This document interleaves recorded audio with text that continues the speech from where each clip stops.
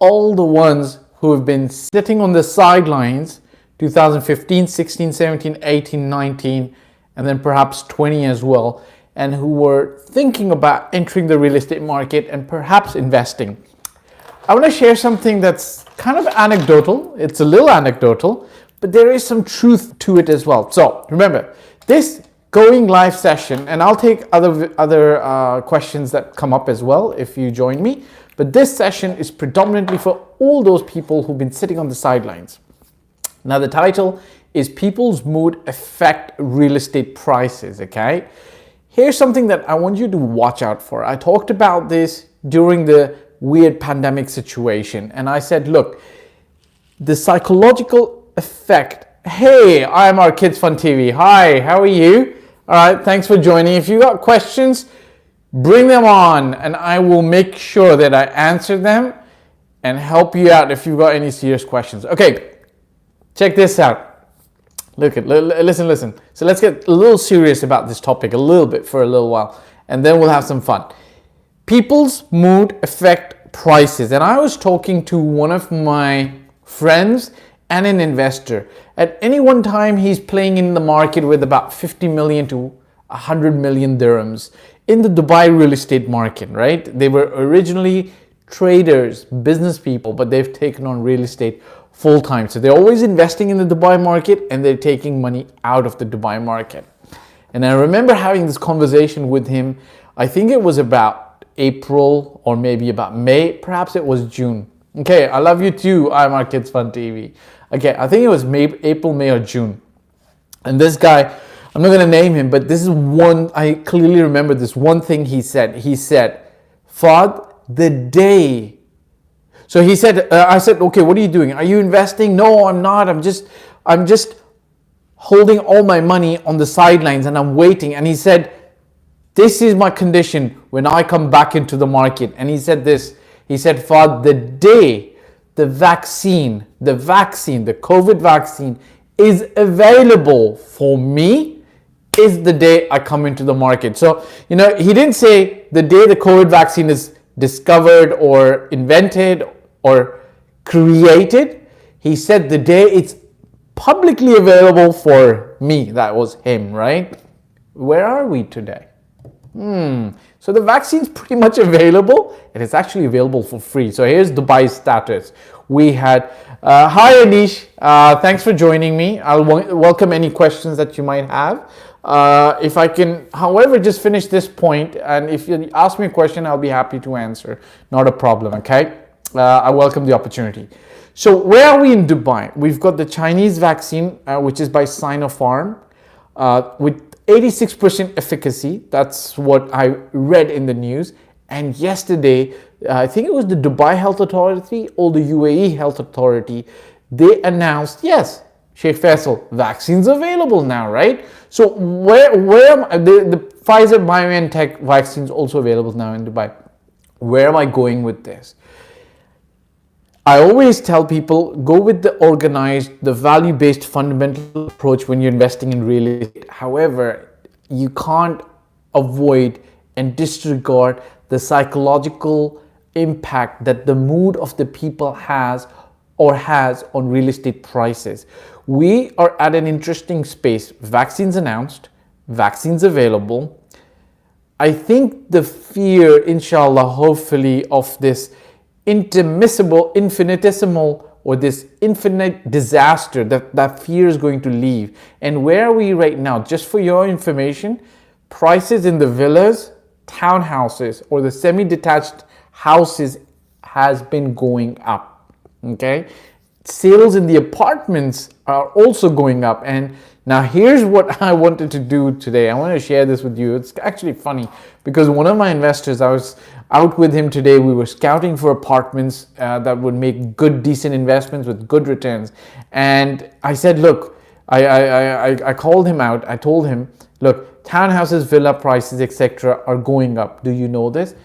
He said, yeah. I said, how do you know this? Did you hear this from me or do you already know this from the market? He said, I've been looking online. I've been checking and it's going up. And Sheikh Faisal. Okay, let me come back to your question. I have a client for 15 million, but he's confused and not comfortable due to current situation. How to convince him? Let me come back to this. Just give me one moment, okay? So let me answer your question, Sheikh Faisal, in the way that I answer this investor of mine as well, right? Villa prices, townhouses, semi-detached houses are already going up. Where do you think the mood of the people is, right? Now, am I saying that apartment prices are going to be going up immediately? No, not necessarily. Are rents going to be going up immediately? They've started moving up in some categories, in some areas. Not necessarily. Rents, I predicted about one and a half, don't use the word predicted, okay, I take that back. One and a half year time period before residents from Sharjah and Ajman move to Dubai, the excess inventory gets taken up, prices will start going up. Will the apartment prices start following the villas and townhouses? We don't know. Let me answer Sheikh Faisal's question. Here's the thing, okay? You've got a client who's trying to invest 15 million, but he is confused or not comfortable due to the current situation. How to convince him? Can I say something? I'm going to say this, okay, to you, Sheikh Faisal, with all due respect and love, my dear brother Sheikh Faisal. When your client is confused, do you know who's really confused? The agent is confused. Because if the agent was not confused, you would be able to communicate clarity, certainty, strategy, and a good tactical way in the right direction for the client to take steps forward with confidence, certainty, and no confusion. I mean no disrespect by this, but I've been in those situations as well, right? Nobody's an expert in everything in every arena. But I do know that when in some space that I'm playing in, it could be in real estate, it could be in the, for instance, it could be in the commercial area. I'm not a commercial expert, okay?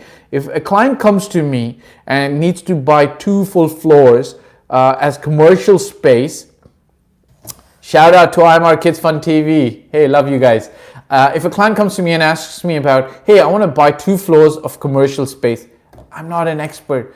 Do you know what that client's going to get from me? He's going to get the feeling that, okay, Fahd's not competent in this area, he's not going to get that certainty from me. So with all due respect, if your client's confused, maybe there's some confusion on your side. Now, how do you get rid of that confusion? Number 1, look, have you done a full client discovery? Have you? Yeah, okay, good. I'm pretty new in real estate. That's why I need to ask expert. That's why I'm here. Okay, I'm glad you're here. I love the fact that you're here, and I am available right now to indulge you and answer as best I can, okay? As to the best of my ability. Here's the thing, Sheikh. The first step that you must do is you must do a full client discovery, okay? What does a client discovery look like? It is questions that you ask to understand your client's background, experience, desires, future expectations, how much risk averse or how risk open they are, so on and so forth. So just to give you an example, when an investor is looking just to invest to get a return, their requirements, desires, demands, hopes, wishes are very different to somebody who's looking, for instance, to purchase a home for 15 million dirhams where they're going to be living in. So when you do that discovery session, okay, I call it the real estate strategy session. I end up spending almost 90 minutes, sometimes 3 hours with one client, and sometimes multiple sessions just to get it on paper in terms of what they want, where they're seeking, where their understanding is. Because sometimes clients know a lot and you just have to fill up the holes in their understanding. Sometimes clients know very little and you essentially have to guide them. But what comes out of the first session when I meet a client and I do the discovery is I've got a 5 to 7 point strategic criteria or a strategic direction that me and the client are then going to talk about in terms of we can go this way. And then we start going and exploring those opportunities. Sometimes the criteria defined might in the initial stage require us to go down 2, maybe 3 paths. We're not going to eliminate opportunities immediately. We go down 2 or 3 paths, right? One of the few things that you would define in the criteria or the discovery stage is okay, great, Anish, I'll come back to your question. So a few things, Sheikh Faisal, you would describe in the discovery or the initial strategy stage is, is the client somebody who prefers branded quality, good apartments, right? Because a client could say, look, give me the cheapest apartment. I don't mind being a slumlord.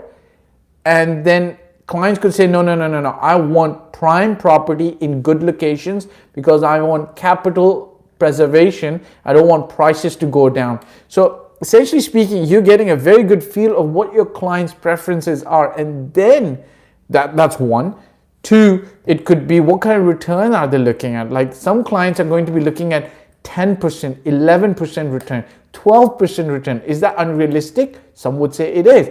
Maybe it's available. Some people are going to be very realistic and say, I want a 5 to 6% return. You define that. So it's not the qualification. Sheikh Faisal, you said, so the basic qualification required based on their expectation. It's not a qualification. Qualification is the initial stage of just speaking to the client. This stage comes more like a discovery or a strategy session where you actually have an in-depth conversation with the client. It's a two-way street so that you get their complete desire, their wish list, so that you can then develop a strategy for them based on what they know, based on what you know as the expert, and then together you guide them in the right direction, and then your client's not going to be confused. A lot of times clients are confused. Sorry, this answer is really long-winded. A lot of times clients are confused because most agents ask them 5 or 6 questions. How much money do you have to invest? Do you need a payment plan? Do you need a bank loan? What's your name? What's your email address? A lot of times you might have met him in this instance. Agents have not even actually physically met them or had a Zoom call, and they go around looking for properties worth 15 million dirhams, and they start trying to pitch to these people and say, look, does this make your criteria? Would you like to buy this? Because the agents are not thinking from the client's perspective. You're thinking, okay, let me start pitching. No, you got to understand the client first, and once you do that, that's when the job becomes easier. And the more you deal with clients, the better you'll become. Okay, so I hope I was able to answer that for you, Sheikh Faisal. Okay, so great. If you're learning, I appreciate that. Okay, I desire to work in Dubai. Anish, yes, I do remember you. Hi. What is the best way to get in Dubai? Is real estate a good career? And what should I do to get in it? I am 18 now. Okay, I think I answered this, Anish, maybe to somebody else or perhaps to you. A couple of things that you should do. First of all, you should go and watch one of my videos about life visioning. Okay, so the fact that you're 18 is great. You're thinking about this is good. Go watch this video about life visioning, and you should, instead of thinking about getting into real estate today, think about where you want to be 20 years from now. Okay, so where do you envision yourself 20 years from now? Okay, there's a short, maybe about 40 or 30-minute video. I'd highly recommend that you see it. It's a short insight into a course that I sometimes teach. It's called Strategic Life Visioning, or developing a worthy vision for your life. First of all, you need to do some soul searching, right? So where do you want to be in 20 years from now? When you decide where you want to be in 20 years from now, you work backwards and then see if where you want to be in 20 years from now, does Dubai and working in real estate fit in that for you, right? If it does fit in that for you, then I would say you should first, wherever you are, I believe I don't know where you live, but what you should do is start doing real estate where you are. So you get an understanding, some basic understanding of what real estate is about, how to maneuver. Real estate essentially is the same around the world. There might be a few metric differences. Okay, so you live in India, you know what? Get into the real estate industry there, right? I don't think it's as difficult to get into the real estate industry in India as it is in Dubai. But at least once you start getting into the real estate industry in India, as a salesperson, as an agent, as a broker, you're going to start learning the language of real estate: square foot, square meter, total price, installments, transfer fees. You're going to start interacting with clients, so you'll get some experience under your belt. Moving to Dubai, in my personal opinion, you should have funds for 6 months to survive. And a couple of things that you absolutely need to be in Dubai, a successful real estate agent. This is my list from training other agents, from coming up in the industry. Number one, I would definitely make sure that you speak very clear English. That's a good plus to have. I'm not saying that it's an absolute must, but it's a good thing to have, because in Dubai, kind of like the communication language is English. But there are some agents who don't speak very good English and they still do very well. That's fine, but it's one less challenge to have. The other is, as soon as you land, you should be thinking, how do I get my driving license and how do I get my car? Now, once you've got these things as basics down, the other thing that you must look at is joining and working with a real estate company that really makes sense, and in that real estate company getting mentors to mentor you. It could be for free, or you could bring them coffee, or you could help them, wash their car, do whatever you need to do to get close to those mentors, those people who can teach you and save you years of pain. That's one way. Okay, one more question. Is secondary market good to start my initial real estate career? Or should I start with primary market? My personal opinion, Sheikh, is every company has their own approach. Some companies will only put you into the rental market first, and if you're doing that, they will disallow you to do sales. And when you're ready and you're doing a lot of rentals, you can then move to sales. That's fine. In my personal opinion, as a real estate agent, you should definitely start with rental properties, and with that, perhaps off plan, and then move into secondary. However, that said, if there is an opportunity, you're welcome, Anish. If there is an opportunity to work on a resale transaction, I wouldn't let it go, but I would make sure you have a requisite mentorship available to guide you through that. In the primary market, it's fairly simple, because there is the developer that's selling, and there's the developer that's selling, and their prices are pretty much fixed. Their inventory is pretty much available, and so you've got one side locked in, and all you have to do is work with this side, which is find the seller and sell to them, right? Make sure it makes sense to them, and only choose good developers. Seek mentorship from some senior people in your company. Don't sell shitty developers or bad developers, because that's going to come back to bite you. But it's going to be easier if you're doing that. So rentals are easier. You start getting the knack of how to deal with clients, take checks, take money. You start getting the rules. You start understanding apartments, layouts, and then the off-plan market, which you call primary, is then easier compared to the resale. Resales can get super easy or super tricky. Okay, I'm our Kids Fun TV. I love you back. Love you. You love me because I explain things properly. I love you back. Okay, thank you very much. Anish, one more question. I'm visiting Dubai from 28th December to 6th Jan. It would be for tourism. How is everything going on there? Oh, that's a good question. Sheikh Faisal, you're very welcome. Okay, Anish, that's a very good question. You know, today I was speaking to one of our employees in India, and what he's done, he's gone from Maharashtra, I think, to Rajasthan, because Maharashtra is going into lockdown. And I was in downtown, and I showed him and sent him a quick video, WhatsApp video of how it is in downtown Dubai. Alhamdulillah, we praise God and we thank God, and then we thank the leaders of the UAE. Dubai is open right now. It is open. We have the vaccine available. It's freely available. The people are not being obligated yet to go and get it, but they're encouraged. We are open. There are precautions in place. To arrive, you need to do your test, and I think to leave, you got to do your test, and then there you got to wear a mask and make sure when you enter a mall, etc., etc. You have to be careful, essentially speaking. I hope I was able to answer that. So we're open right now. I had a couple of friends who were talking about it.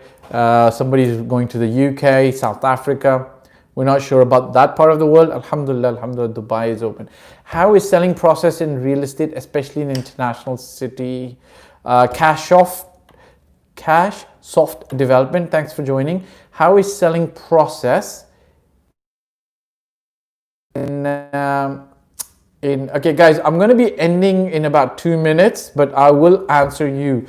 Any questions that I don't answer right now, you can always reach out to me on email, etc., etc., if I'm able to, or just, next time I do listen, if you reach out to me and fill up a form in my description in some of my other videos, I'll have your email address, and when I'm going live the next time, I will email you. So all the questions that you have, you can ask me, okay? Cool. Okay, how is selling process in real estate, especially in international city? Please tell me. Okay, cash off, how can I answer this really super fast? Okay. It's regular. International city has no special requirement as opposed to the rest of the city, okay? For instance, I'm at Kids Fun TV, buy, like everywhere else in the secondary market, if you purchase an apartment or sell an apartment, there's a 4% transfer fee that is paid to the Dubai government. It's the same as in international city.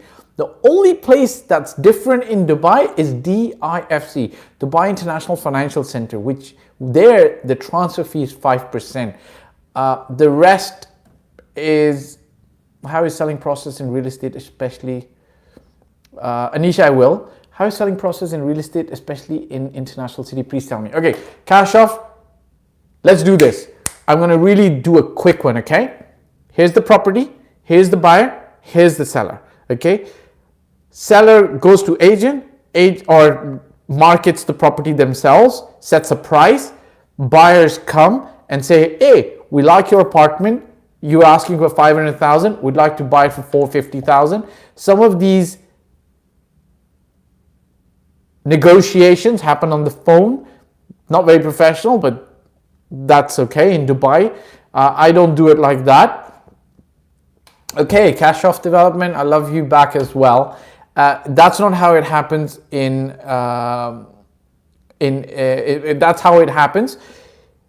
Buyer says, I'd like to buy your apartment for 450. You agree. Buyer generally places a 10% deposit that could be held by his agent or by your agent. It depends on the situation and who's handling the situation, who's handling the transaction.